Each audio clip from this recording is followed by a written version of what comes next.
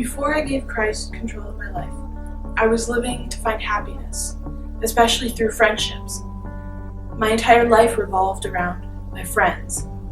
I was putting all of my hope in just having a happy life, in who I was friends with, and how much they showed their love and adoration for me. But that didn't really work.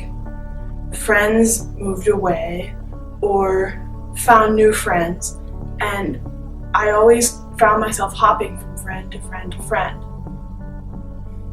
In the middle of all of this, I decided to pray to God to ask Him to be my Savior. Now, I was raised in a Christian home and heard about God all the time. From the time I was a baby, I was hearing about how He made everything in the world and He loved us, and how we had decided to put ourselves as more important than Him. But none of that really meant anything to me.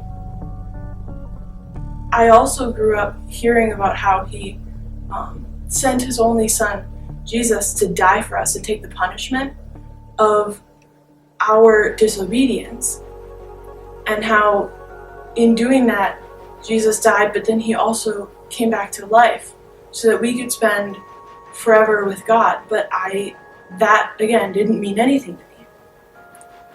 So I prayed and asked God to be my Savior, but nothing changed, because again, it meant nothing to me. All I wanted was to do what everyone around me was saying I was supposed to do, which was pray. And so I did that, but I just continued to rely on my friends for happiness. But then one day, in probably around 6th or 7th grade, I realized that that it wasn't satisfying me. I saw some of the people around me and how much passion they had for God and how happy and satisfied they were in Him, and I realized that that was what they wanted. And so that then, again, with sincerity that time, I prayed and gave my life over to God. And that time I truly meant it. And ever since then, my life changed. I just have so much more satisfaction in just life itself, and obviously I still need friends to an extent, but I feel like my